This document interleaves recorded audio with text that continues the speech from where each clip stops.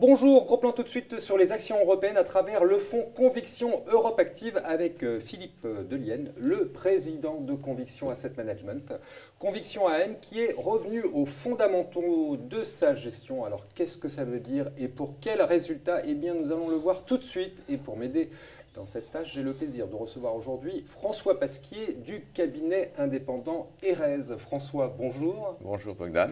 Philippe, bonjour. Bonjour Bogdan. Merci à vous deux d'être sur ce plateau. Alors François, vous êtes un conseiller indépendant. Oui, tout à fait. Et vous allez m'aider à poser des questions, parce que vous le connaissez bien, ce fonds Europe Active. Je vous cède tout de suite la parole. Alors c'est un fonds Action européenne. Alors quel est un peu le positionnement de ce fonds et la stratégie mise en œuvre? Bon, c'est un fonds qui est dédié aux personnes physiques, principalement. Et pour les personnes physiques et pour toute notre gamme, on considère que c'est la résistance à la baisse des fonds qui est très importante. Il faut que les fonds, lorsqu'il y a des crises sur les marchés financiers, résistent. Et ce que souhaitent les clients, c'est aussi de la performance. Donc c'est ce couple, performance et résistance à la baisse, qui est le positionnement de ce produit. Quels sont les moyens mis en œuvre pour atteindre cet objectif? Alors il y a 3 moyens. Premier moyen, c'est les actions, c'est la meilleure classe d'actifs avec l'immobilier sur longue période pour un patrimoine. Les actions, en moyenne, ça rapporte du 8%. Le problème des actions, c'est que pendant certaines périodes, il y a des baisses extrêmement fortes où le marché peut baisser de 20, 30, 40, voire 50%. Et ça, c'est inacceptable pour une personne physique. Donc la première étape, c'est l'analyse des cycles économiques, l'analyse des politiques monétaires. Et lorsqu'on est dans un scénario comme aujourd'hui, où les taux sont bas avec perspective de hausse, ça veut dire que l'activité est en train de reprendre, que la politique monétaire est très accommodante et que les résultats des entreprises vont s'améliorer. Il faut être investi en actions en ce moment. Donc aujourd'hui, dans ce fonds, vous serez investi pratiquement totalement? Oui, à 80%, ouais, en actions à peu près. D'accord.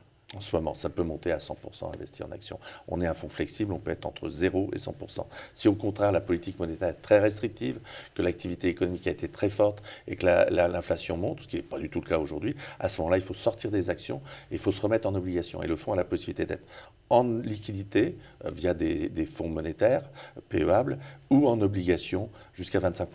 D'accord. Alors maintenant, le monde des actions européennes, c'est un monde très large, qui recouvre différentes classes de capitalisation, qui recouvre des sociétés de croissance, qui recouvre des sociétés cycliques. Comment est-ce que vous combinez tout ça? Voilà. Alors, la deuxième partie, lorsqu'on a décidé d'être investi en actions, la deuxième partie, c'est de savoir si on est sur les grandes capitalisations, les small caps, les values, les growth, il y a un univers, si on va sur l'Allemagne, l'Angleterre, le continent, les pays périphériques, Italie, Espagne, etc. Donc ça, c'est toujours un travail d'allocation. Et en plus, ce que l'on fait pour améliorer la performance, c'est de sélectionner les meilleurs gérants. Et donc, l'idée... Donc c'est un fonds de fonds. C'est un fonds de fonds. On peut avoir aussi des titres en direct ou des trackers. C'est-à-dire que l'idée, c'est d'avoir le meilleur portefeuille et s'appuyer d'abord et en majorité sur les meilleurs gérants. Et lorsqu'on a une idée, une pépite qu'on a sélectionnée, par exemple en début d'année, on avait repéré une valeur comme Asos, une valeur de distribution via Internet, une valeur anglaise. On l'a sélectionnée, on l'a repérée, elle a fait une superbe carrière boursière pendant toute cette année. Ça, on se réserve la possibilité de continuer à faire ce genre de choses. Est-ce qu'aujourd'hui, dans la composition de ce portefeuille, vous avez un biais mid-cap? Est-ce que vous avez un biais value? On est à peu près à 40% en fonds actuellement, avec un objectif de monter à 70% en fonds. C'est à peu près ça qui est notre cible à aujourd'hui. Et on est en train d'investir sur les small cap anglaises, small cap allemandes. Parce que l'Angleterre, l'indice anglais, et surtout sur des matières premières, il est moins intéressant que de s'intéresser aux petites valeurs. Pour l'Allemagne, pareil, il y a des petites valeurs extrêmement des pépites. Et il y a des gens qui sont spécialisés depuis 15 ans pour sélectionner ces valeurs. Ça donne vraiment de la performance dans les fonds. D'accord. Il y a des événements extérieurs qui peuvent survenir, des crises politiques, des crises de toutes sortes. Comment vous prémunir contre ce genre d'accident? Oui, vous avez tout à fait raison. Ça fait partie de la vie des marchés financiers. Même si on a fait le meilleur scénario, parfois on se trompe, hein, mais même si on fait le meilleur scénario, il y a toujours des événements imprévisibles qui arrivent. Soit à des dates connues. Par exemple, on sait qu'on va avoir une élection et malgré tous les sondages, on ne connaît pas le résultat et ça va entraîner des variations de marché. Soit des événements dont on sait qu'ils vont arriver mais dont on ne connaît pas la date. Exemple en ce moment, la Cour de Karlsruhe qui doit se prononcer sur la BCE. On sait qu'elle doit sortir un résultat, elle doit se prononcer, mais on ne sait pas quand.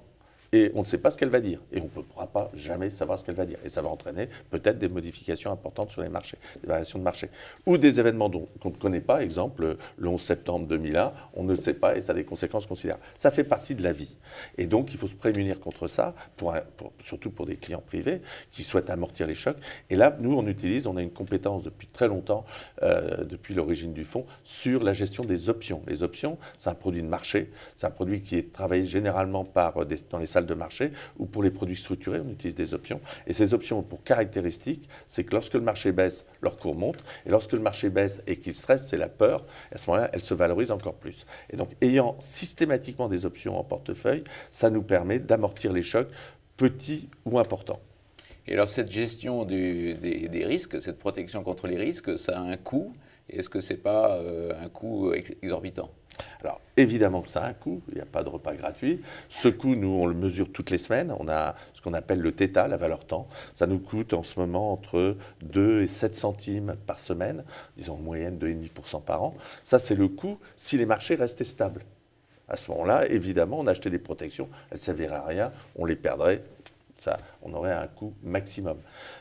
En contrepartie, lorsque le marché baisse, et on a l'expérience sur le fonds, on a géré de cette façon-là sur nos fonds de 2005 à 2011. À chaque fois que le marché baisse, comme on amortit, on récupère beaucoup d'argent. Avec la crise, par exemple, de 2008, on a récupéré au moins 10 ans de primes sur les options.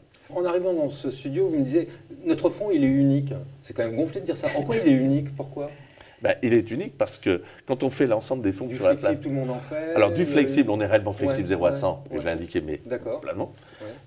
Beaucoup de fonds flexibles, c'est une seule société de gestion, c'est leur gestion. Nous, c'est les meilleurs gérants. Et lorsqu'un gérant est plus bon,